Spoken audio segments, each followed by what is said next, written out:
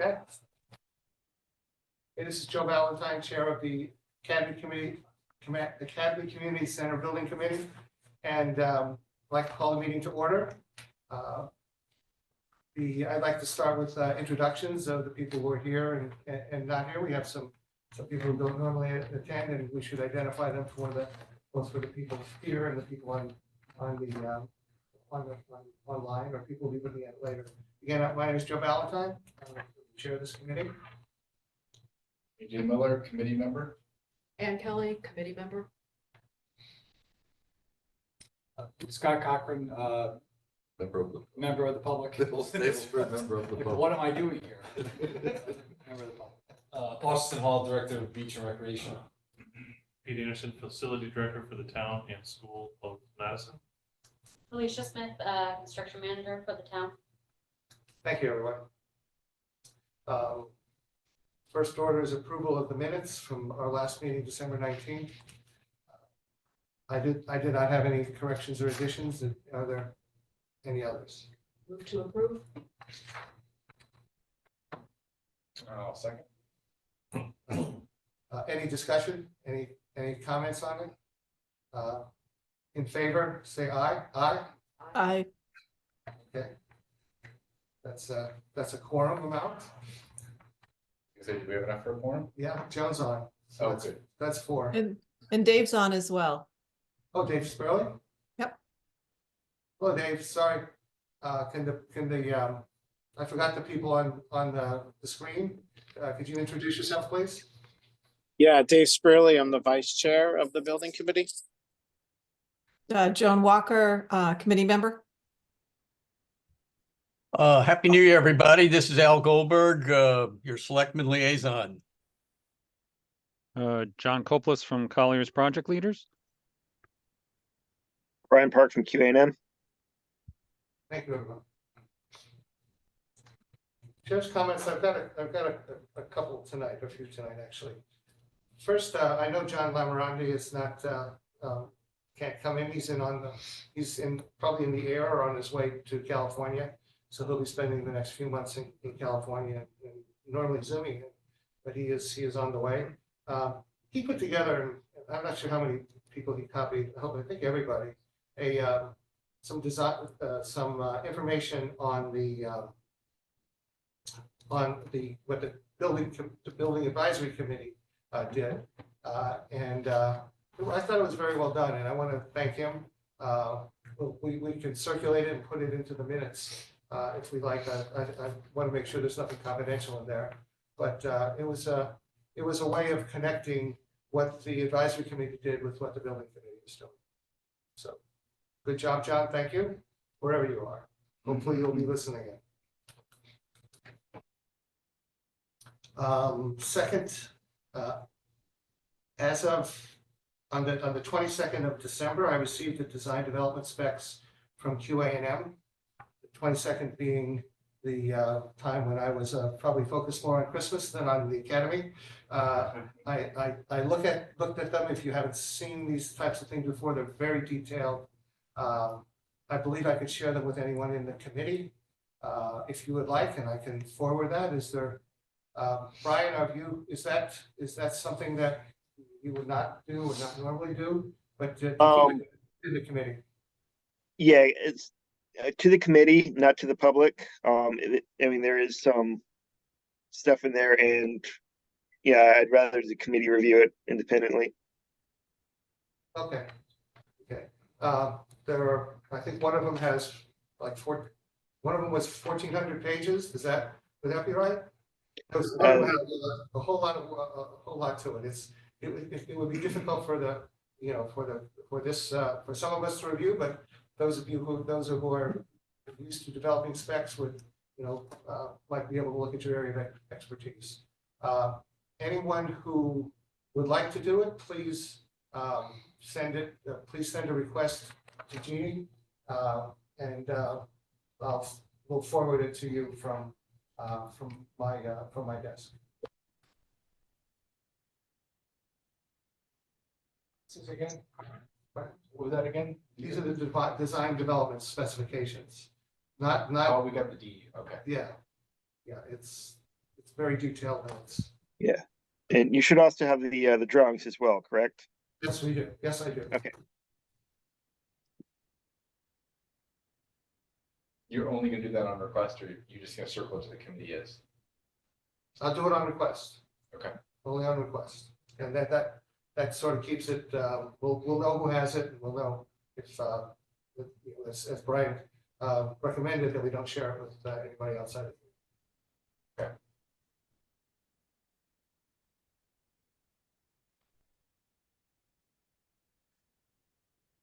Our next meeting is on the 12th of February. We essentially skipped the second meeting in January. At that time, the plan will be to distribute to the committee the estimates, the design development estimates. The design development estimates will be ready sooner, and they will, again, on request, be available for the committee to review and ask any questions. What we'd like to do, and Brian, I don't know if you have a method for doing this, is log the questions and have written answers for them. If we have any questions on any part of the estimates. Which estimates are this? This is the design development estimates. This is the one, the estimate is done by QA&M, and the estimates that was done by the independent After estimate. they're reconciled, we'll get that. Yes, and that will be reconciled somewhere about the end, I had a date. It was late January. Okay. Yes, the end of January, Joe. Pardon? The end of January, those will be reconciled. And that would give us time to give us 12 days to review. If we have any questions, any of us have any questions, we'll log the questions, log the answers, and make them available for review.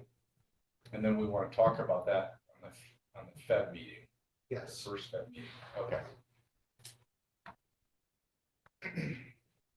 The meeting's actually on the 12th. It's the first meeting in February, but it's on February 12th. Do we have, what's our proposed action item out of that? For 12 meeting, just that we're happy with it, or that we're not happy with it? Boy, I wish I knew the answer to that. I think we're gonna, it's gonna be a time for us to review where we are in the process and to determine what steps are going forward. I know that's a very general answer, Yeah. but I don't know if we can predict what the estimates are gonna look like. Right. The next steps, AJ, would be dependent on what those estimates come in, what those numbers come in at. I'm sort of assuming here, but we'll either be on target or not on target, and then have to have a conversation about making adjustments from there. Correct. I think the first phase will be, we have to understand them. We have to understand what's in and what's out. Yeah. And we may be able to make questions, or have questions, or make additions or deletions. And then when we get to the 12th, we will all have reviewed it in a way that would allow us to make those types of decisions on, or at least discuss those types of decisions in February 12th. Okay. Any other questions? Any questions from members from the public here, or the facilities, or anyone? You can, this might be a place you wanted to ask a question. You take it.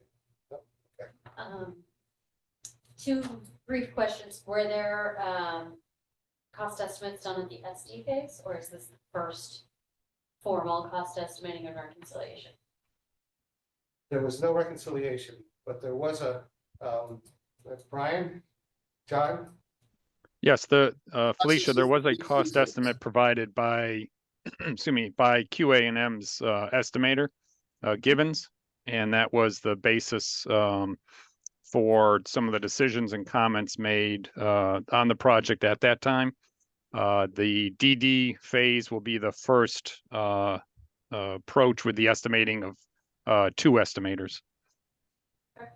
Yeah, I just, the way you're talking, it sounds like you're expecting some value engineering to come out of it, but that might just be me reading between the lines. And then the second is just, is there a page turn set up for the DD documents to familiarize everyone? We have not set that up. I don't know if that's something, No, no one, again, just coming straight into it and not being familiar, a page turn would be very helpful for us, but that might just be a side thing that Peter and I can set up, just so we can. I'd say, somewhat- considering one of the documents that's 1,400 pages, Well, not, page turn, yeah, a not for page the, turn would be. not for the specifications, but just for the design documents in general. But I think Peter and I can set that up. Yeah, we can coordinate that at some point in the future. But I think first we need to make sure we're on budget before we go through that effort. If that makes sense. Do have one question? Sure. Coming in new, I mean, this is again, day 5 for me. What is the goal of the building? So in other words, what is the building going to be used for? Community center. Communities. And it will be under the direction or the auspices or the control of Madison Beach and Rec.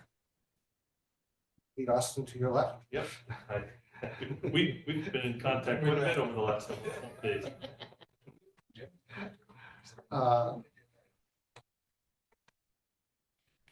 And the completion is set for somewhere in 2025, with construction to begin in 2024. Joe, can we possibly have an agenda item added so these 2 folks can get introduced and we can orient to like what their role is and how they're going to play a part in this process? Because this is the first time you all have been here, Yes, so yes. welcome. Sorry. I have no idea what they're doing here, and I assume it's a valuable purpose, so it would be helpful, at least for me, to understand, okay, who's doing what. Okay, which we could do it right now. I mean, this is chair's comments. I get to comment. Perfect. Is that something you feel comfortable doing, Peter, Felicia? Sure. Okay, go ahead. Well, we both Felicia and I wanted to get more involved in this project, so we're here to lend some of our services that we can help. So you're from the Madison Town Building Department? No, I'm the facility director for the town of Madison and the schools. Okay, Felicia is the construction manager for the town. okay. Oh, did you replace Bill McMahon? Yes. Oh, okay, now. So historically, Bill McMahon, at the discretion of the chairman, participates in building committees such as this. Unfortunately, with the transition, he did not feel he had the bandwidth to take on another committee, since it's the new school and all of that. But since now Peter has joined and I'm working in a more interim capacity, he did ask us to start to be aware so that we could offer our knowledge and our expertise to the process moving forward, if there was anything we needed to coordinate with standards for town buildings and things of that nature. Less so, absolutely nothing having to do with programmatically, it's strictly having to do with the sort of the construction process of it, the scheduling, things of that nature that we're familiar with doing multiple construction projects of this nature. It's your, and I dealt with Bill in this committee primarily, and it was on the the initial phases of building and construction and designing and construction. Does your facilities go beyond that? I mean, are you going to be working with Austin on what you do on running the building? I mean, if a pipe breaks, what does he call? Yes, that would be more like, it would be, we both felt that it was, all 3 of us felt it was important if we could get, somewhat involved in this, where once the project's done, it's a lot easier to identify where infrastructure is if we've been part of the process, as opposed to coming into saying, okay, we need to go investigate some rooftop unit and we don't even know, where the rooftop unit is located, where the HU is located, boilers, that kind of thing, what kind of heating system. It's nice to be, part of the process. We certainly welcome you into the process. Well, you sure you're in the facilities department or the building department? Facilities department. Yes. Thank you. Welcome. Any more? Any Um, questions? Go ahead, please. So just one more clarification to sort of help you understand sort of our role. So as with the senior center, Austin runs the senior center, runs all the programming, runs the day-to-day. If there is something construction-wise that needs assistance with that building, if there's a water leak, which we've had, he will call us for assistance in that. So that's why it's important for us to understand the layout and the mechanicals of the building so that if something were to happen outside general maintenance requests, we're familiar with it. Any questions from anyone behind the screen? Any comments from behind the screen? Thank you, everyone.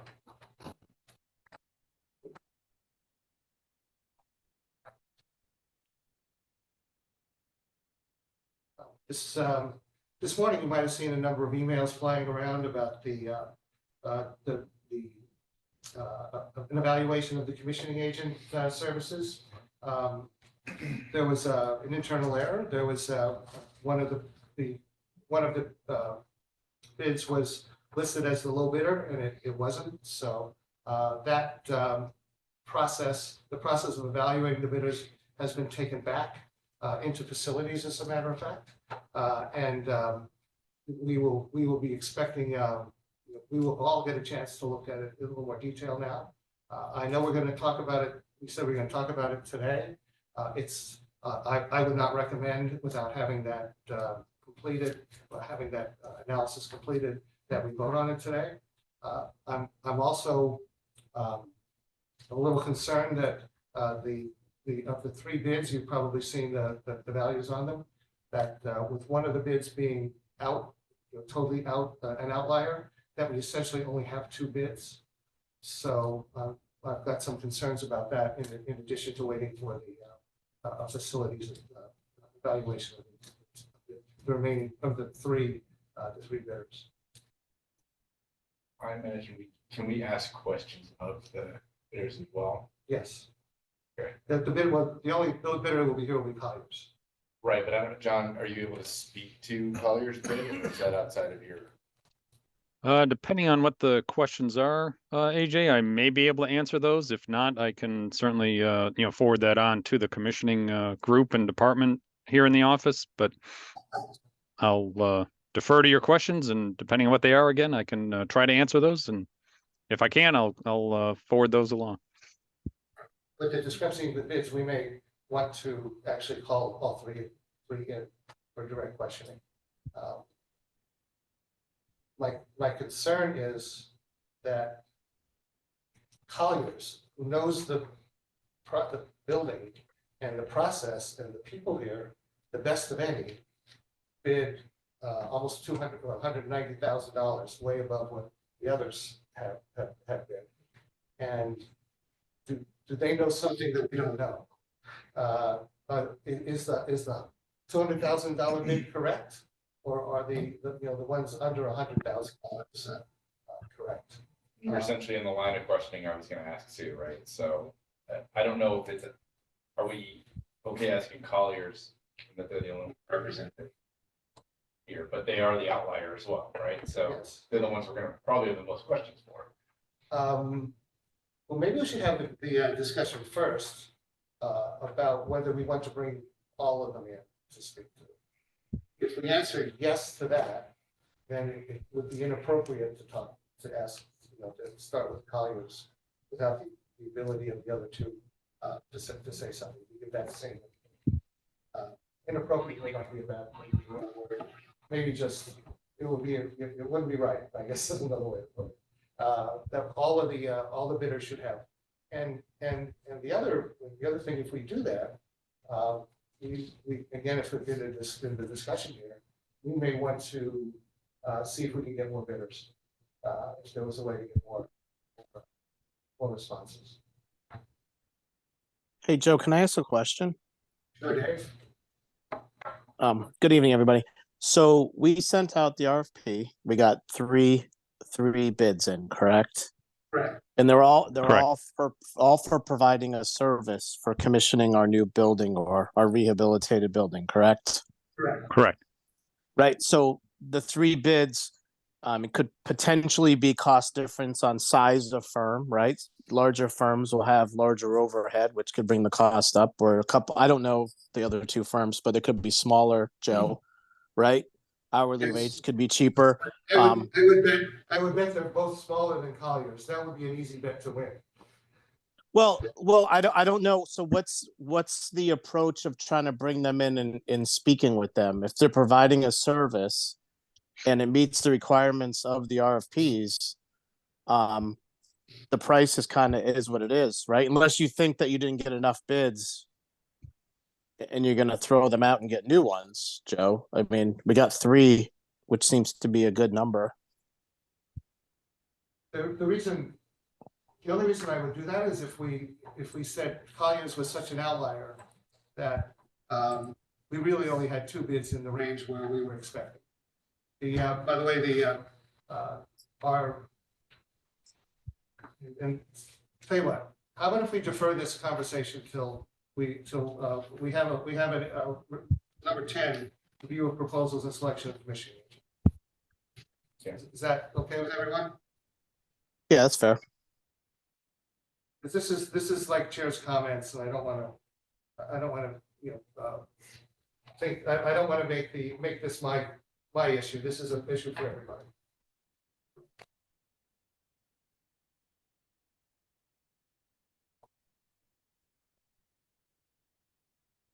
That was it. That was the last of the chair comments. So we can move on to liaison reports. Al, you're senior member. You can start. I had hoped to be able to report some progress on knowing whether we are going to receive our federal grant. The encouraging news is apparently the leaders of the House and Senate in Washington have reached a tentative agreement on a permanent budget proposal. And between now and January 19th, hopefully there will be some action on that. And then we will find out if our money is in the approved portion of that budget. So I guess at the moment, there really is no update. Thank you, Al. Anyone here? Liaison, I mean, that would be Scott or Austin. No report. I have no report, but I do want to let you know I'm the Director of Youth and Family. When I introduced myself, my relation to this committee more is toward the public, and Youth and Family Services is in the building, which is another town department taking up a good chunk of the second floor. And look forward to working with you guys.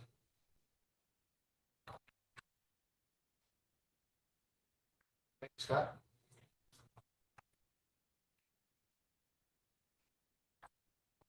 We can approve the invoice packet. And I think this falls to you. And Joan, sorry. Yeah, both of us. So I had some questions about both invoices that were presented.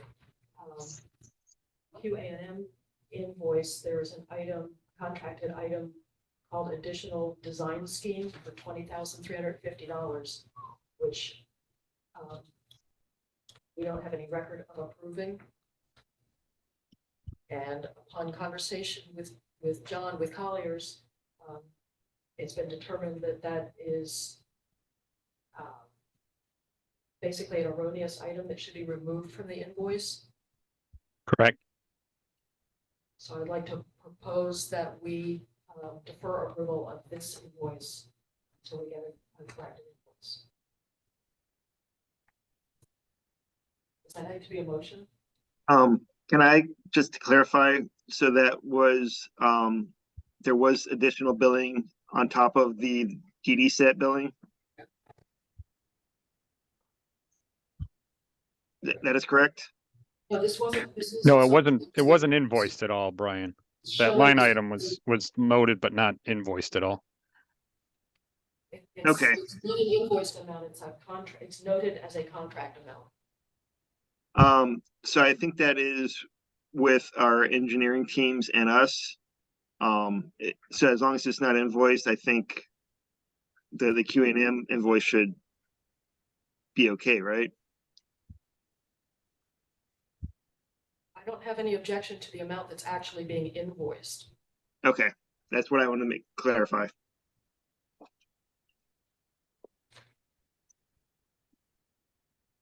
And I can add to that, Ann. I did have some emails with Tom earlier today, and he did clarify that that was an internal billing line item, if you will. It should not be on the invoice. So moving forward, they would be removing that to avoid any confusion. But again, that is not something that they are looking to invoice within this package tonight. And that will again be removed for subsequent invoices from QAM. I'll see how our billing department wants to handle it, but if it's all the same software, so I don't know if we can hide it when it goes to you, as long as there's no actual dollar value on the invoice. I think that should work.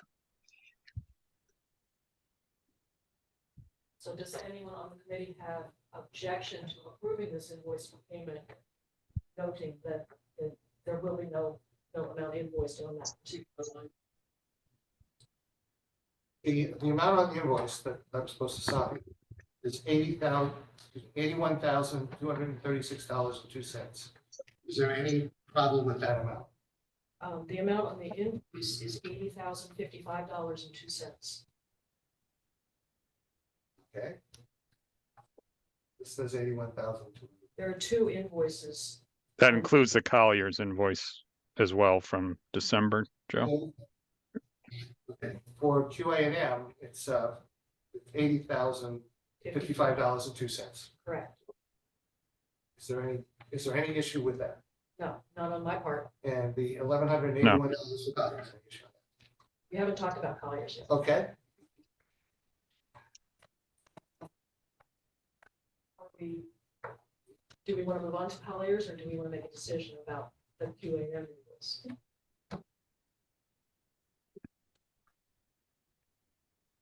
Do you have any comments on it? So since the invoice itself is correct, Well, the amount being billed is correct. right, the amount being billed, I apologize. Yes. We just have to make sure that if something does drop in to that other area, then that we don't pay for it, correct? Correct. Mhm. Yes, that is correct, Jim. So is it difficult not to hide it on future invoices? Brian? Essentially not have it appear even on the backup information? I'm not entirely sure about that. So we have somebody else that handles all the invoicing. I'll ask the question. But from my end, I think it's always going to be a dollar amount or a $0 amount to you. It's just going to be a line that never gets billed. Is that the way it is on this? It's a $0? No. Yes. They've already done the ED portion of the work, so it wasn't billed in this invoice. So I think we're doing the correct thing. It's just I don't know if we can make the line disappear on an invoice without getting creative. And Does someone want to make a motion to? Dave, I think you raised your hand. Dave Spurley? Yeah, I just had a quick question for our group. Joe, so what was the determination on this additional effort for that design change? Was it that there were QA&M was just gonna keep track of it for now? Was there a potential for us to pay it in the future or no? the verbal agreement, I'd have to go back to the film. But was that any work done by QA&M internally for to design both entryways would be absorbed by QA&M. If there was any additional work that had to go outside of QA&M, they could bill us for it. I believe that was that was the way I understood the agreement. What do you mean any work that goes outside? If they had to do outside work, if they had to contract outside work, that they had to actually pay for it, then they could bill us for that amount. So I guess we just need to determine that. Or is that the memory of the group? What I can share, Joe, is in talking with Tom, or I should say emailing with Tom earlier, he did confirm that he had stated that the additional, quote unquote, additional design work would not be back charged to the town. So I do believe that this line item, although it is on that invoice, is not something that would end up being billed at any point in the near future, based on Tom's comments this afternoon via email. Okay, so we should probably put a note in there, John, right? That it, or hide it or change the task code to it so their internal billing doesn't come to us in the future. Is adding to the total contract amount. Yeah, I think that's part of the issue, correct, Ann, that the implication is that the contract amount has changed. And I don't believe that is the case, obviously, because that $20,350 amount is not going to be invoiced by QAM. Yeah, and I can ask if we can just put a note on the invoice itself that says does not get billed to town. That might clarify everything for future billings.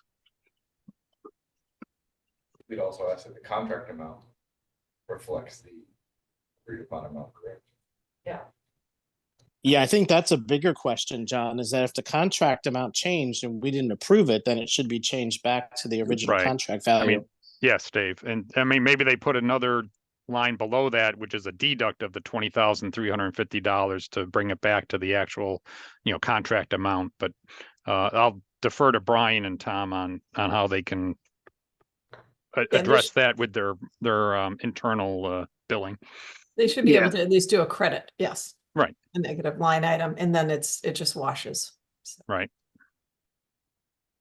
Yeah, I believe she's in tomorrow, so I'll be able to discuss with her. So do we want to wait and get an amended invoice before authorizing payment? Not for nothing, the next time we're meeting is like over a month from now. So That's a long time to hold payment.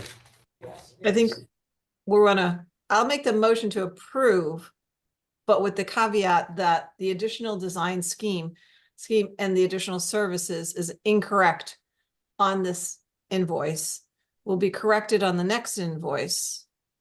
So that the true amount of the contract will be reflected in the next invoice.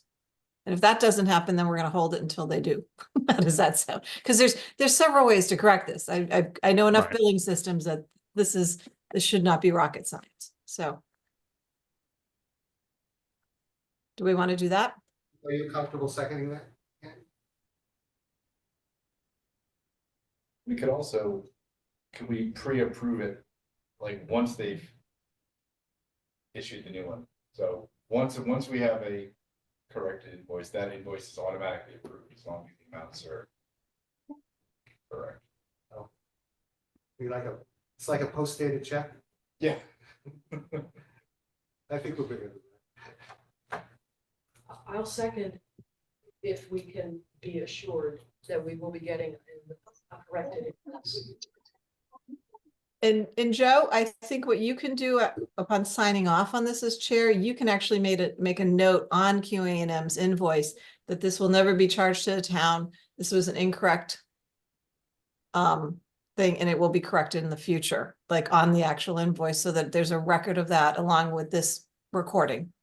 So if you could, yeah, physically just cross out that line Okay. and then change the total You, back and to. the reason I'm hesitating here, I don't know if I printed, but I don't see that line anywhere on what I printed. I'm looking at an invoice that maybe there's more than one that's dated, it's 11/1, it's signed, no, it's signed 1/8/24. So it looks like it's, I don't have the date. Yeah, it's dated 1/8/24, monthly invoice summary. So, Colliers. so. And then I have a there's QA&M invoice that's dated, invoice number 15799, Right, that's dated 11/30/2023. and if you look about 2/3 of the way. Yes, that's sorry. That's the one. That is the one, Joe.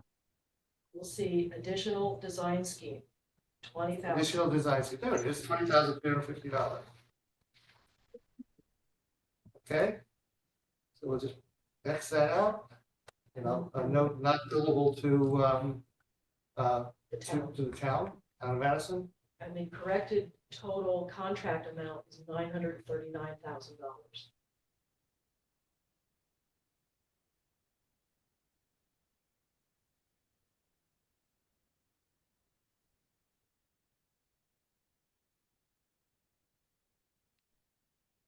And what was the corrected the contract amount again?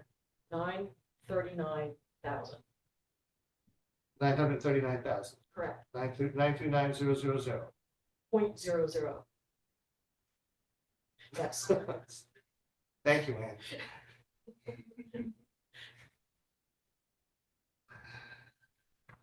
and no, I've never even been to an accounting class. Okay.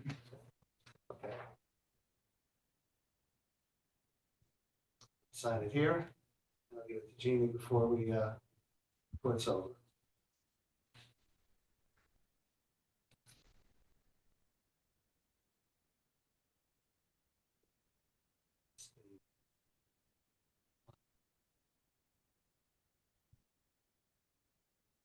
The 8th of the night, 8th of the night. Eight. 8th. Close enough.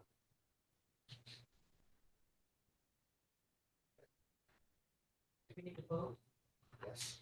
Do you want to vote on both Okay, invoices? vote on the total amount. So, the next invoice is the Colliers monthly invoice, but the amount is not the standard $9,678 per month. And John, can you speak to that a little bit? Yes, Ann. The amount that is being invoiced is $1,181, which is equivalent to the balance from the design phase. So the next phase is the bidding phase within our billing or invoicing process. And obviously, we are not at the bidding phase. So that is something that is being reviewed internally with respect to how to proceed with future invoicing. But as of now, the invoice that is submitted is just for the balance of that design phase. And then we're awaiting a decision, I guess, or Yes, yeah, there'll be a decision. Mark is due back to the office later this week, and I'll have to sit down with him and review that with him, and then we in turn can follow up with you and or Joe with respect to the approach on the subsequent billing. What's the decision? how to proceed with billing from this point forward. What was wrong with how we built? Like, what are we changing? So the standard monthly amount that we've been paying Mhm. is this $9,678. However, their fee is broken into categories based on project phase. We are in design phase, and the remaining balance through that phase is $1,181. So the question is, will there be subsequent billing? Will there be no subsequent billing until we get to the bidding phase? Got it. That's just, so it's just an open question. Right. Right, as of now, it's an open question because the design phase is being extended. and the bidding phase will not occur for, a couple more months still. So So what you're saying, Mark's gonna come back, John, you're saying Mark's yes, gonna come back. Colliers will come up with a proposal. Presumably, this has happened before. You must have Yes. some standard way of dealing with it. And you'll bring it to the committee and we have to approve it or not approve it. correct. Is the question, they want more money or they just want their money sooner? Like, I guess I'm really not getting this, like. We paid them and then when the next phase is over, we pay them at that phase. Like, it seems pretty simple. Yeah. So, But but initially- they don't get paid until that phase happens. Like, that seems pretty simple. I don't understand what, do you want more money earlier? Like, what is the The- question? The issue, AJ, is essentially boils down to the design phase in the original contract and schedule, based on the original schedule, was to be a certain number of months. That has been extended, so the contractually, the amount of invoicing associated with the design phase, say, was 8 months. Well, now it's being extended, so the design phase has been extended additional, 4 to 5 months, as opposed to going into the bidding phase based on the original schedule. So that's something that, I need to follow up with Mark on. Again, he's back, I think Wednesday, and then we in turn can follow up with Joe or Ann, or eventually the committee, certainly at the next meeting if need be. Yeah, the question is, have we paid them in full for the services rendered in a design phase? And did we pay them ahead because the design phase was slower, so there was less work? And would we say, okay, that's it, we pay? Or is it, have we extended it to the point and complicated the work enough that we owe them for more work? That's kind of the question I think we're gonna have to answer once we get a proposal from Congress. Because as I said, this has happened before. It's not sure. We have a way of dealing with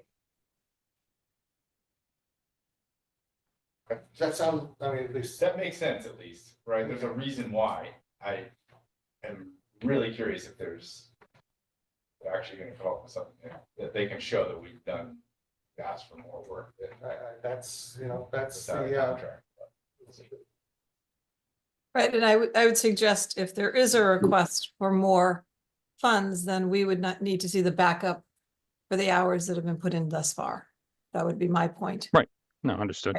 Yeah, I don't even think it's an hourly thing. I think it's scope of work question, right? Well, usually scope of work is based on the number of hours your people are gonna put in. It's a fixed bid, isn't it?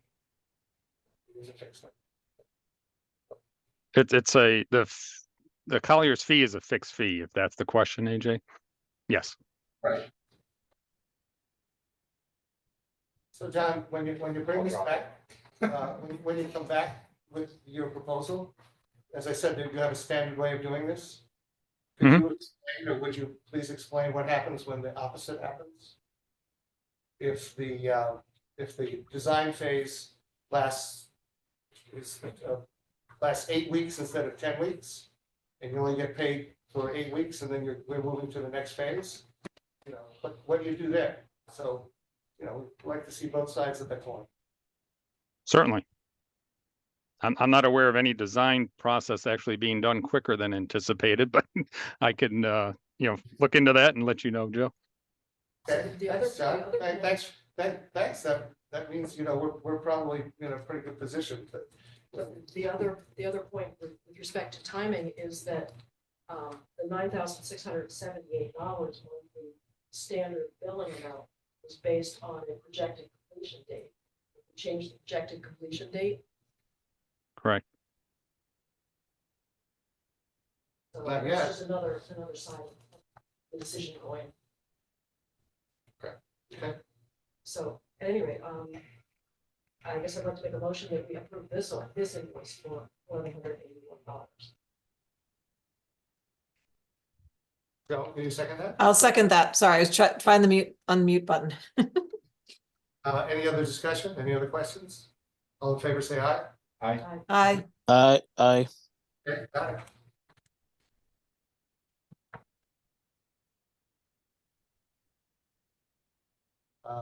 And Joan, any line item, budget or line item transfers? Well, from the last meeting, we had selected the cost estimating service contract. Well, I didn't catch that. The What was that? cost estimating service contract, the amount being less than what's in the budget for that line item. So, not necessarily today, but at some point, we will want to be moving funds from that line item. Actually into the commissioning line item, but otherwise into contingency. Would it be normal to like collect those and do them in a batch? I think that makes most sense. Thanks, Ann. Thanks, John.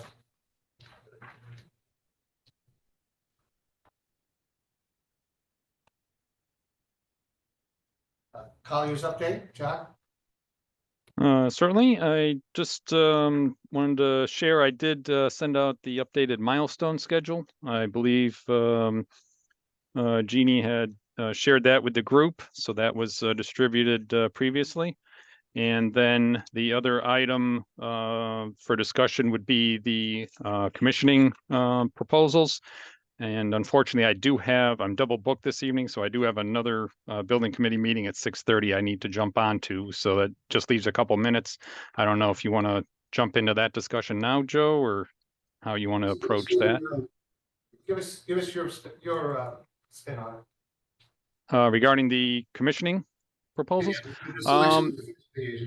As I'm sure you all know, there are 3 proposals that were received as discussed earlier. One of those is from Colliers, that one being the highest of the 3.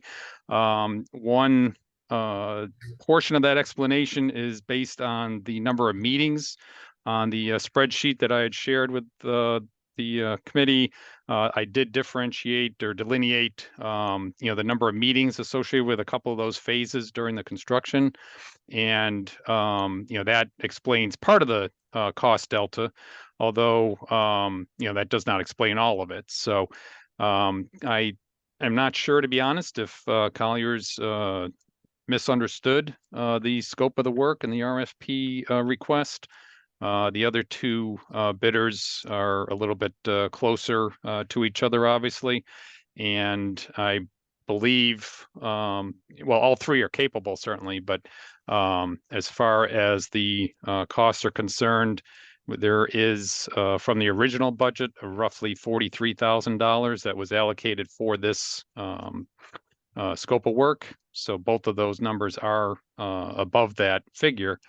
The cost breakout that I did send, the bid results, I did differentiate the alternate phase D. So that was broken out separately, but and that again is associated with the geothermal fields.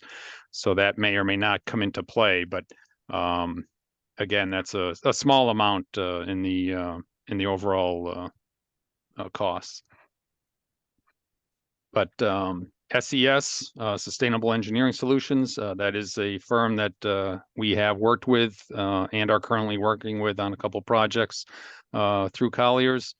And Safari is a firm based out of New York. They do have an office in Connecticut, and they are presently working in East Hartford, I believe it is. They have 5 or 6 people on that project. And to be honest, I think they're looking to get more work in Connecticut, which may explain why their fee was the lowest out of the 3.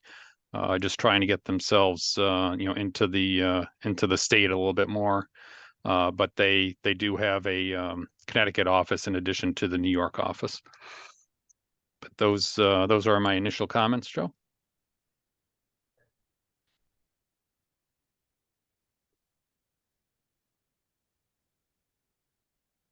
I think Dave has a question. Dave? Yeah, John. Hey, did you receive any questions during the RFP period? No, surprisingly and ironically, I did not receive any questions from anybody. So there were no questions submitted. There was no addendum associated with the bidding process. Okay, so it seems like all three firms understood the scope then. Okay, That I have to believe then, assume that, yes. okay, thanks. Portion maybe we're gonna ask questions about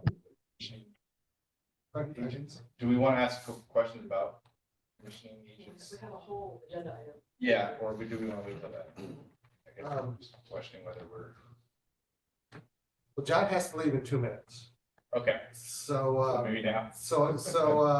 I suppose if you have any general questions, but when it comes to, if you have any detailed specific Colliers questions, I think that we should leave that and discuss that after John's gone. Hey, Joe, can I ask one last question? But that's hard to parse, but I'm just it's the best I can do the way I said it. Yeah, because the questions, if I have questions about Colliers and John's not here, then we won't be able to get an answer, right? So you're saying if we just talk. You gotta realize that, and John, you could affirm this or not affirm this, that John was independent of the Colliers bid process. Understood. And so. I intentionally kept myself separated from that. Yeah. Any detailed questions about the internal workings or the internals of this, we would really need to get the people from Colliers who put the bid together, and not John. Yeah. Hey, Joe, can I ask one last question before John leaves? Sure, go ahead, Dave. Sorry, Joe. Sorry I'm not being there tonight. I apologize. Hey, John, typically when they put the budgets together, like they did for our project here, is that just an estimated percentage of the construction cost which you guys carried for that commissioning agent? Is that why we're off, or is that not how it's handled normally?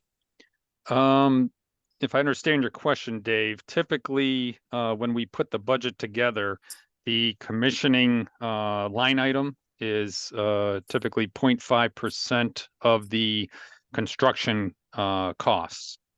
Right. So that's where that. That's where that $42,700 came from in the original budget. And that point out, Dave, this John and I had this discussion today, and we agreed to disagree. But that 42,000 was based on the 2018 or 2018 budget. When we escalated the construction costs to 2021, that 42,000 was kept. That number should have been, we can discuss it. If you use the 0.5%, it should have been in the $60,000 range. So okay, so that's fair, right? So do we have bids that are within using the 0.5% estimate to look at the budget would not give you a correct answer. So Joe, what are our two lower bids? Are they in the $60,000 range? There's one is close. The lowest bid is at 66,400, and the bid in the middle is 84,500. So Joe, there may be more to that. I didn't look at the next page. No, that's okay. So Joe, if we're within theoretically the budget escalated on construction costs, then the one of the bids we have is good. But it didn't actually get updated, right? We don't actually have that budget to work with. Well, but it sounds like it was a miss. It was a miss in the budget. That's what we would do. That's what we'd calculate. Right. No, but it sounds like it was a miss, right, John? It just didn't get updated. I do believe it was a miss on the calculations on the math and that not being carried through. But again, that was prior to my involvement, so that's something I may have to ask Mark once he's back, because he's going to be more familiar with the history of that. All right, thanks, John. Dave, Yes. the reason I'm hesitant, I mentioned this earlier. Does Colliers know something that the others don't know? Because Colliers is closest to this project, closer than anybody could be. And Sounds like the folks that have been involved, though, we're not involved in the bidding process. Yeah, Joe, being in the industry, I wouldn't expect that. I mean, we've solicited a commissioning agent to commission the building. right? It's based on hours, meetings, how many trips, those sorts of things. So, like John mentioned, we have a new company from out of state that's trying to get a presence in Connecticut, and they want work. So that's a good opportunity for us as long as they're qualified, right? Correct. And, And I apologize. I do need to drop off for my other meeting, but if you have any questions, you can certainly, email me or, I'll follow up and view the rest of the meeting in case I need to, check on anything else afterwards, if that's okay. okay. Take care, John. All right. Thank you, everybody. Everybody I know is sick, so you stay healthy. I'll try. Thanks again. Good night, everybody. And Dave, if you're still there, that's something Felicia's going to look at, and I guess Peter too, but Felicia specifically said that she would take the time to evaluate the bidders and see if we could determine what the differences are among them, and what if all of them are really qualified bidders. Well, I believe I saw a document that they're all qualified. All three bids are put through line by line, so all of us could go through line by line and see what the difference is. It's not hard. I mean, Colliers has done a lot of that work for us. Yes, John has said that. So if I may, just in reviewing the RFP, which Colliers issued, and Colliers is one of the bidders, but as a third-party reviewer of it, it is fairly detailed as to what they're expecting in terms of monthly visits, meeting performances, design reviews, perform monthly site visits, design reviews. One question I do have for John that I will take offline. It is specifically says that they are to perform a design review of DD and then 95% CD. Seeing as you've already had the DDs issued and you're about to do cost estimating, it's going to take you probably a month to get a CX commissioner on board. Having them do a DD design review while you're already moving very quickly into DD might be redundant. Well, I think that should be a good process. Unfortunately, the timelines aren't syncing up. But it is very clear as to what the expectations are for their services. The RFP does become part of the contract documents, so there shouldn't be any discussion later on about that. The one reason why I'm hesitant to make a recommendation right now, knowing what I know, is I'm very familiar with Colliers commissioning. I'm very familiar with SES commissioning. This is the first time I've encountered Safari, as Dave mentioned, or as John mentioned, probably because they have just opened up a shop in Connecticut. East Hartford being their first Connecticut job. I do not have a familiarity with them. I'd like to speak with that job. I would like to speak with them further about their specific knowledge of state requirements for code, because that does come into commissioning a lot. New York is very different from Connecticut. So that, again, not saying that they're not qualified, they are qualified. That would be my hesitation. And I just want to do my due diligence in vetting them before I were to say A or B for that. There was nothing in the Colliers proposal that struck me as above and beyond what was set forth in this RFP as to why the price difference would be there. Is the rates? I mean, just tied directly to the rates? Because the rates didn't look that different. Speaking frankly, there's a lot of overhead to accommodate. They have a lot of meetings too. Way more than the others. Well, so as spelled out in the RFP, whoever is hired as the commissioning agent is to do pre-bid meetings, pre-construction meeting, perform monthly site visits, review construction meeting minutes, organize and conduct periodic commissioning team meetings, review all submittals. So everyone should be doing exactly the same amount of work as spelled out by this. It's not as if, again, John is a separate department from the Colliers CX department. It's not as if the Colliers CX department is going to give you 20 more meetings. I mean, that's what they're saying. They're saying we will attend up to 20 meetings, and the next Safari is saying we will attend 5 meetings. Right, so that's the other thing, because 5 meetings is not going to cover the time span of the project. And then we pay $700 for each additional meeting. meeting, so we end up $100,000 over, because there's 20 meetings. And we build it right into the contract. So That's not a smart way to go. again, I've only been given a day to review these. I haven't done the apples to apples comparison of it, but those are my initial readings of it, which is why I'm not prepared to make a recommendation, but that's my initial read, having gone through, I think Dan can testify, I've done multiple commissioning levelings that she's witnessed, as well as outside of that scope. So I'm very familiar with sort of where these spreads come in. I know you're all just getting to know me, but full disclosure, I used to work for Colliers. Oh, okay. And I used to work with Felicia when she was at Colliers. Yes. This is the first time I think we've had someone from the town also do this kind of evaluation on our estimates we received. Is that accurate? I'm forgetting. At this level of detail,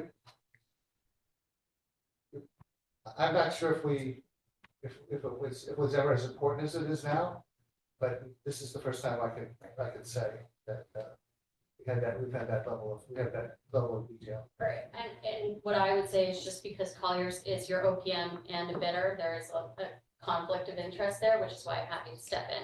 Otherwise, John is perfectly equipped to review all of your bids and you know, offer his recommendations based on that. But because of the conflict of interest, that's why I believe Peter and I thought it would be helpful if we were to. Okay, so you wouldn't normally No. perform this service No, for us? no, that's why you have the OPM.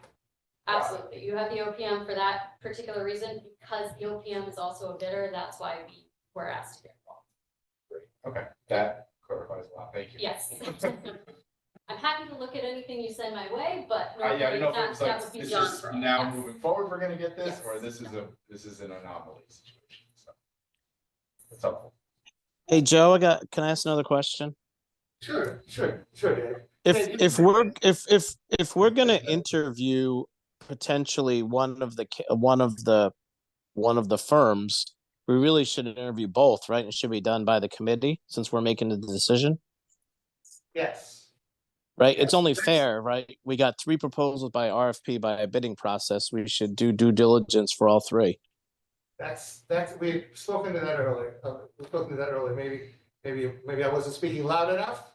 But that was the point earlier, that if we decide that we want to do in-person interviews, it would have to be to all 3.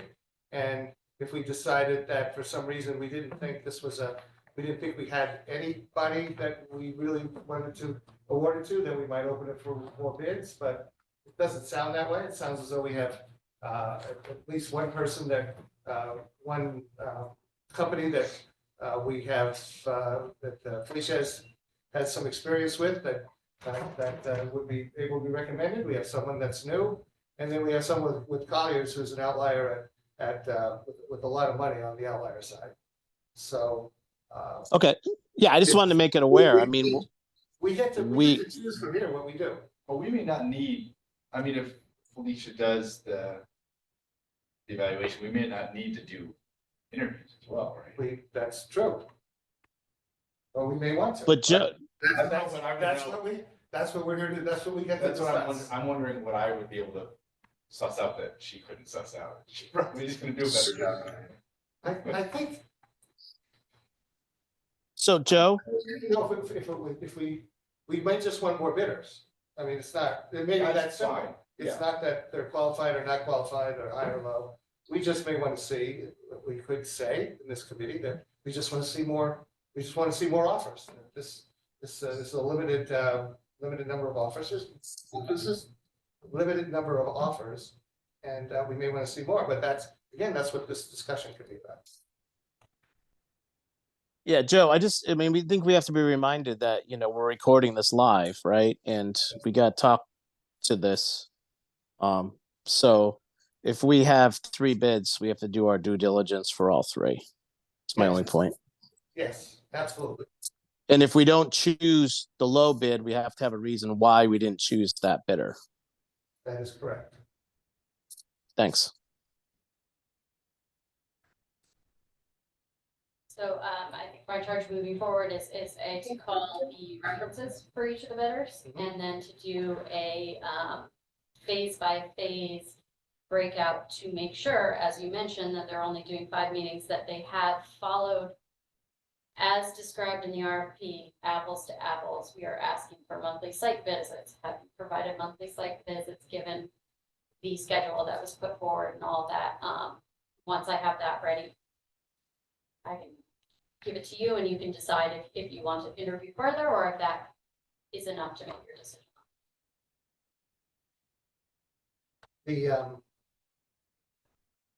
Well, John's not here. I'll ask the question to the group. How soon does the commissioning agent begin working? At what point? Do we have time to go through this and wait till the next meeting? Or is this something we might have to call a special meeting? Or is this something we can do without, we could do in some way without a special meeting? So the question is, at what point does the commissioning agent begin their work? Well, I'm not Based gonna- on, based on, even I'm not based gonna on answer what's your in question. I'm gonna add an additional question now, Sure. because Alicia mentioned earlier that our original RFP had part of the work being a review of TD. And if they, by the time we get this done, they start working, they don't actually do a TD review. We need to revise the RFP because we're paying for something that we potentially won't actually get. And we hired a separate, a separate person to actually do an estimate at the end of DD. Not, obviously not the commissioning, but we did hire someone to do that and do the reconciliation. So really, I would say that I would think that the fishing agent would be needed at or after the reconciliation. Are you saying the same thing I'm saying, that we wouldn't? we Right. Think we need the DD Right. review? I'm curious on your all's opinion too. I'm just concerned you're gonna start backing up your completion dates. If you're gonna start, if you go through the process of getting your commissioning agent now, then you're gonna go back and, they would, as part of this agreement, is to then review this. Now all of a sudden you're a month behind. And I think you're gonna start getting delayed. I think it's still worth having them do a review of the DD documents, knowing that you're with the caveat that you proceed into construction design documents, but any concerns that they find during their DD review are brought immediately to the architect and incorporated into construction documents before you reach 95%. Okay, how's this a path going forward? Felicia, you continue, you do the review of the 3 bidders here. You provide that review to the committee. We get to look at it, and then the committee would decide, presumably if everything looked good, the committee could either would have to decide to do a special meeting To approve. to approve. So we don't lose any time. Right. And The, Joe, yeah, can we do a 100% Zoom special meeting? I believe so. The other thing would be to put the January 22nd meeting, or what was the date of that we canceled, put that back on put that back on as a regular meeting. We had canceled it.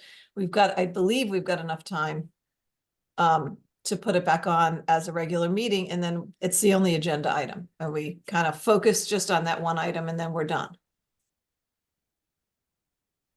January 23rd. 23rd is still 15 days away.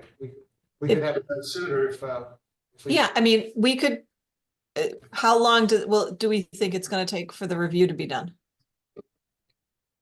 Just one thing I wanna, what we're asking Felicia to do is what you've already paid someone to do, which is Colliers.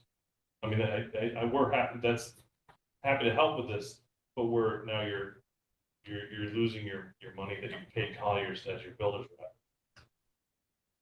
Just a thought. I just want to have you think about that. Well, I think And I get what we said earlier that there is a possibility for a conflict of interest. Right. And we would like, if we can, we'd just like to circumvent that, just go right around that, not worry about it. So that would be the rationale. If you don't think that's appropriate, I just wanted to have it be known that, you Yeah. know, you're paying someone to do a job that now you're having someone do again. So, I think if you, personally, I think if you all are willing to help us in this. just then wanted to, I yeah, think just it want to would make the be- point. Have the extra data points from the town's perspective. So, I don't think it should preclude John from doing it as well, so we have his perspective and data points, but I'd like to have both. We Sure. can, so we have a neutral third party. Yeah, but I'm looking at the three, what was done for us, the commissioning agent, and there's probably 3 areas or 4 areas that really jump out to me, which is the functional test execution and documentation, which seems extremely low with Safari. The measurement and verification, including monthly data gathering, which is once again very low on Safari. And that could be that they're gonna, you know, it's a loss leader, so to speak, is what we call it in my industry. You're gonna probably lose money on this one, but if we get a good recommendation, then we can really start putting a foothold in. Compared to others, but that's still, even if you up a lot of these numbers comparative to what Collier's was doing, you're still not in their range. You're closer to the SES range. So I'm not sure how we want to proceed, or do we want to just, why don't we have this discussion at that point in the agenda, and we can let QA&M have a update? Yes, no, maybe? I think that's a good point. I'd forgotten we had QA&M sort of still holding on the line. Right. Ryan, Okay. we will pause this discussion at least until you can give us an update, not to hold you any longer. All right, thank you, because unfortunately I do have to get off pretty quickly. But yes, we did complete the DD set last December. We're waiting on the cost analysis before proceeding forward with any continuing development with the project. My civil engineers informed me today that there is going to be a meeting with the health department on the 23rd. I'm not sure what time, to go over the septic design.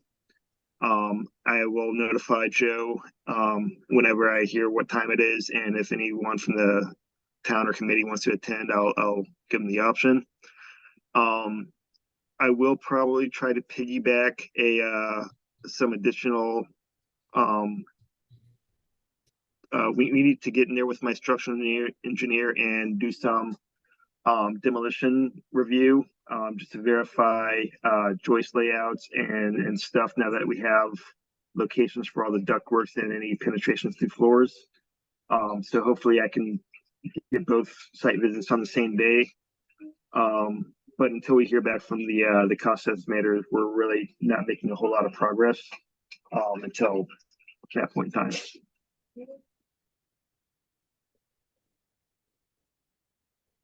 Any questions?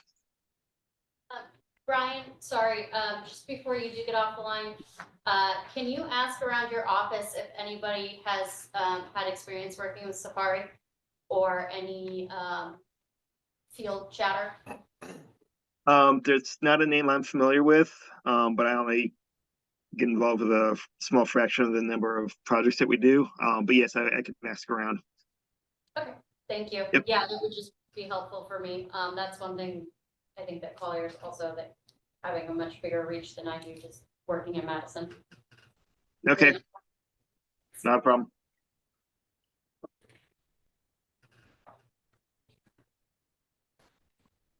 And they've listed the East Hartford Town Hall commissioning. So that might be something to talk to the folks in East Hartford. They seem to have done one thing in Connecticut. Hey, Ken. Any other questions for Brian? Because we could try to go back to scheduling, either scheduling the next meeting or waiting or determine how we're gonna go forward. Okay, well, thank you. Stay on, but we'll consider All you. Have a nice meeting. Bye.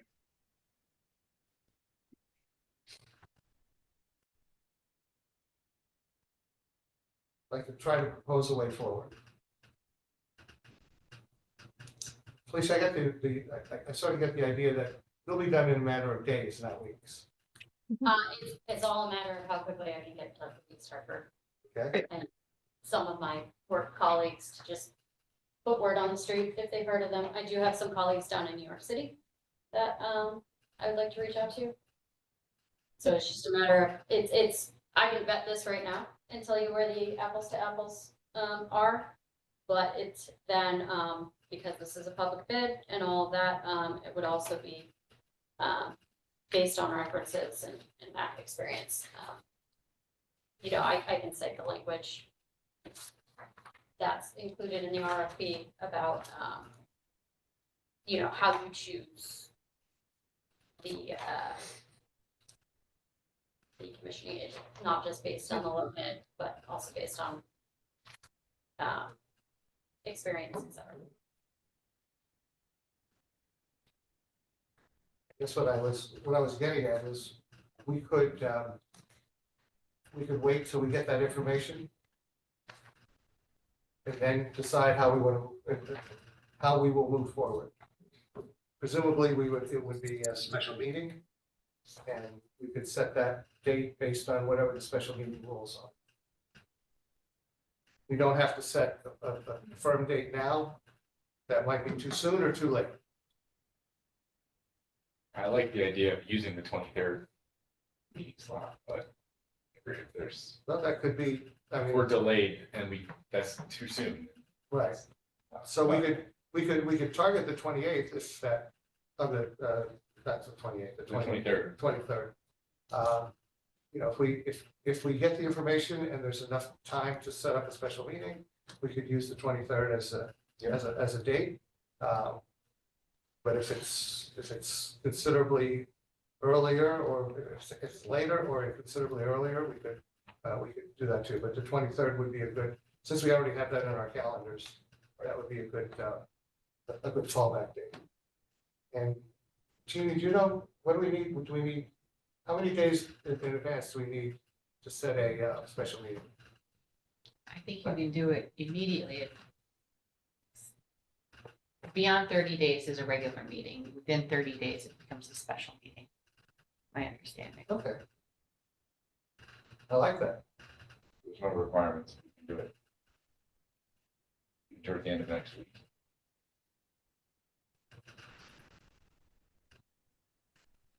Hey, Joe, can I just ask one question again? Sorry. Okay. So we're gonna check references for Safari.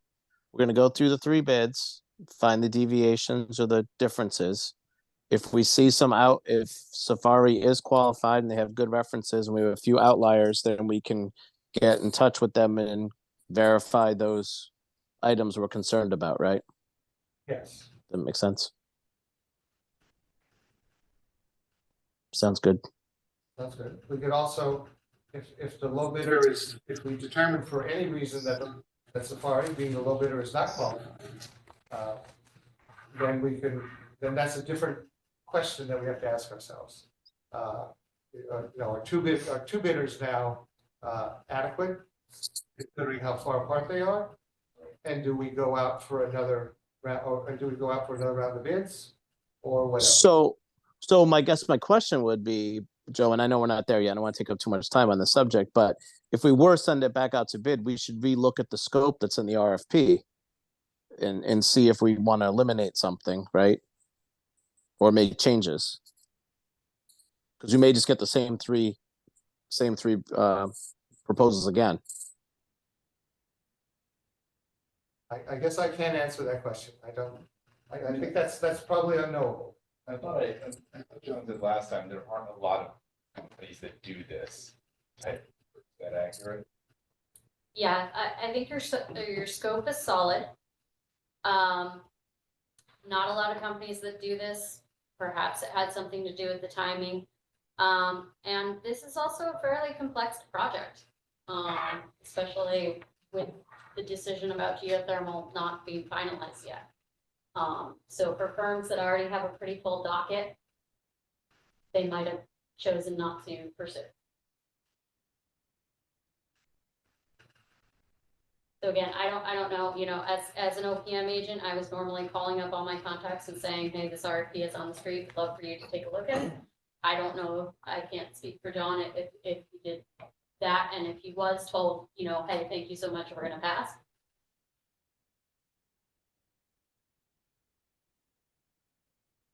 But I think at this point in time, going back out on the street, you're probably not gonna get that many different bids. And, you know, the clock is ticking on design reviews. Well, and it sounds like if you take the 0.5% off of the escalated construction costs, we are right in the range. So we're not far off. CSES one isn't that far off from Right. the other one either. Right. So I don't really know what we'd be looking for at that point, right? We're within our escalated budget, right? We have 2 bidders that are in range. And one of them, the town's got a prior relationship with. Others of the project. Yeah.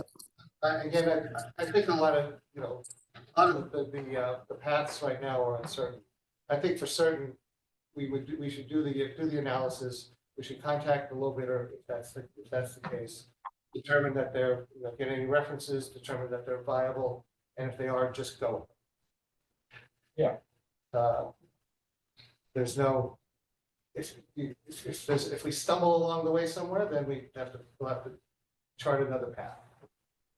But the clear path is we have a low bidder, if they're qualified and capable, we go with the low bidder. Well, I guess the next question would be is there standard documents that these companies use for commissioning? Is that typical? Yes. And in Connecticut, are they up to all the Connecticut codes and all of those requirements in Connecticut with Safari? I guess that would be my next question. Be interested to see how far along they are in their East Hartford job. Right. Because again, that being, at least from what they have listed, that is the only Connecticut-based project. I do not believe it looked like it was complete at this time. Correct. Did they, I apologize, I didn't open it in detail. Did they submit recommendations or projects from New York or other states? Yeah, it's all from New York, yes. Aside from the East Hartford Town Hall commissioning, new construction commissioning for CT high performance building standards. And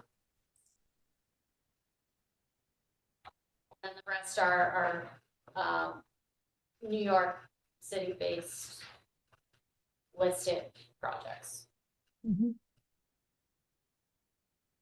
Okay, thanks. Joe, I'll reach out internally with our company. I don't believe we've ever dealt with them before. They seem like a smaller firm, but I will check with our New York office and see if we've had any dealings with Safari. So I'm going to make this to a motion, see what we get. I move that we do not determine we do not award a commissioning agent tonight. And our path forward is to do the due diligence on all the bidders who came in and determine if do the due diligence on all the bidders and then just decide an award at a special meeting to be determined when we have all the current information, all the information. I'll second that motion. So you're moving to postpone item number 10 to the next meeting, which is either going to be a special meeting or a regularly scheduled meeting. Correct. Cool. Do we have any other discussion? Approve, say aye. Aye. Aye. Aye.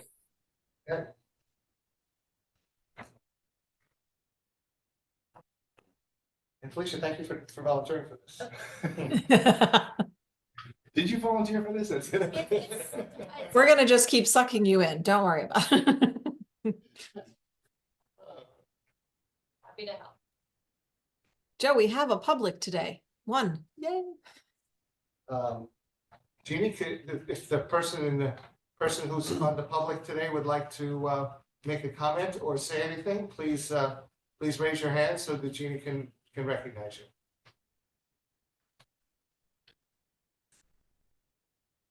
Oh, well. No one? Okay. Motion to adjourn, say aye. Aye. Aye. Aye.